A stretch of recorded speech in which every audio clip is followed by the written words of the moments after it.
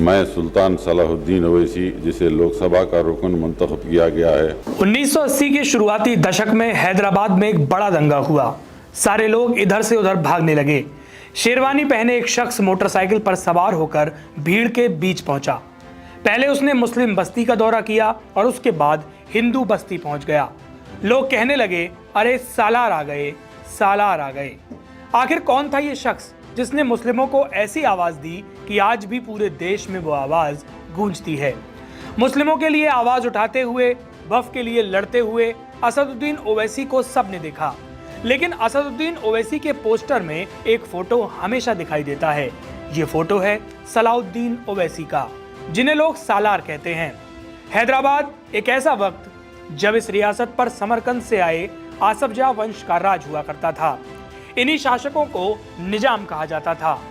1911 में इसी वंश के 7वें निजाम आसफ जाह अली खान ने हैदराबाद की गद्दी संभाली। इसी हैदराबाद में एक और नाम उभरा, बहादुर जंग। उन्होंने अपने कुछ साथियों के साथ मिलकर मुस्लिमों का एक संगठन बनाया, जिसका नाम रखा मजलिसे इत्तेहाद उल मुस्लिमीन यानी MIM। मकसद साफ था, मुसलमान समाज को एक सांस्कृतिक और धार्मिक मंच देना। लेकिन 1944 में अचानक बहादुर यार की मौत हो गई और यहीं से MIM की दिशा बदल गई। संगठन की कमान चली जाती है कासिम रजवी के हाथ में। कासिम रजवी निजाम की बनाई गई निजी सेना रजाकारों के मुखिया थे। यही रजाकार आगे चलकर हैदराबाद के इतिहास का सबसे विवादित अध्याय बने। इतिहासकार मोहम्मद नूरुद्दीन खान के मुताबिक अगस्त 1948 में रजवी के आदेश पर रजाकारों ने भेरनपल्ली गांव पर हमला किया। इस हमले में दर्जनों महिलाओं के साथ बलात्कार हुआ। 118 लोगों को बेरहमी से मारा गया। कोई भी मुसलमान रजाकारों के खिलाफ बोलता तो उसे भी मार दिया जाता। रिजवी इसकी वजह से नेहरू और सरदार वल्लभ भाई पटेल की नजरों में आ गए। पटेल किसी भी कीमत पर नहीं चाहते थे कि भारत के बीचों बीच एक अलग आजाद मुल्क बने। 13 सितंबर 1948 को पटेल ने भारतीय सेना को हरी झंडी दे दी। नाम रखा गया ऑपरेशन पोलो। 5 दिनों तक चली लड़ाई के बीच भारतीय सेना ने रजाकारों को हरा दिया। हैदराबाद भारत का अभिन्न हिस्सा बना। इसके बाद MIM पर बैन लगाया गया और कासिम रजवी को गिरफ्तार कर लिया गया। करीब 9 साल के बाद रजवी को इस शर्त पर छोड़ा गया कि वो पाकिस्तान चले जाएंगे। इसी के साथ MIM पर लगा बैन भी हटा लिया गया। इसके बाद शुरू हुआ ओवैसी युग। 1957 में भारत छोड़ने से पहले कासिम रजवी ने गुप्त रूप से MIM के नेताओं की बैठक बुलाई। ये बैठक संगठन के एक वकील के घर पर हुई। इस बैठक में मौजूद थे अब्दुल वहीद ओवैसी। रजवी MIM की कमान नए हाथों में सौंपना चाहते थे। अब्दुल वहीद ओवैसी ने इसे स्वीकार कर लिया। यहीं से MIM की नई यात्रा शुरू हुई। अब्दुल वहीद ओवैसी ने संगठन का नाम बदलकर ऑल इंडिया मजलिसे इत्तेहाद उल मुस्लिमीन कर दिया। 1960 में AIMIM ने पहली बार हैदराबाद म्युनिसिपल कॉर्पोरेशन का चुनाव लड़ा। हालांकि तब पार्टी रजिस्टर्ड नहीं थी, इसीलिए उम्मीदवार निर्दलीय लड़े। नतीजा चौंकाने वाला था, 24 वार्डों में जीत मिली। मल्लेपाली वार्ड से अब्दुल वहीद ओवैसी ने अपने बेटे सुल्तान सलाहुद्दीन ओवैसी को मैदान में उतारा। यहीं से ओवैसी परिवार की दूसरी पीढ़ी का राजनीति में उदय हुआ। सलाहुद्दीन ओवैसी को सालारे मिल्लत के नाम से पुकारा जाता है, यानी कि कौम का कमांडर। हैदराबाद के लोग उन्हें प्यार से सालार बुलाते थे। पॉलिटिकल साइंटिस्ट और लेखक मुनीर अहमद खान ने उस्मानिया यूनिवर्सिटी में अपना एक शोध लिखा, जिसमें उन्होंने ओवैसी के कद के बारे में बताया।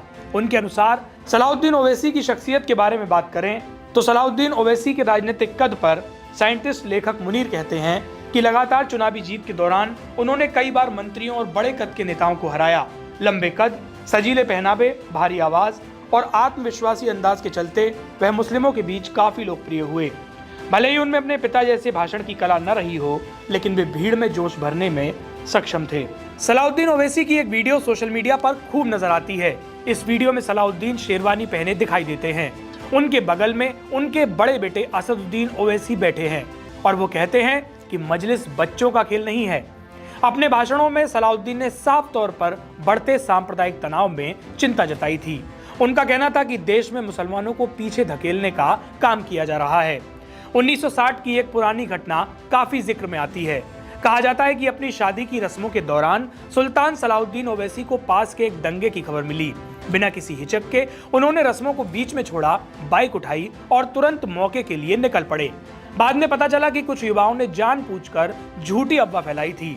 वो ये जानना चाहते थे कि क्या सलाहुद्दीन ओवैसी अपनी शादी के दिन भी लोगों की मदद करने के लिए आएंगे या नहीं।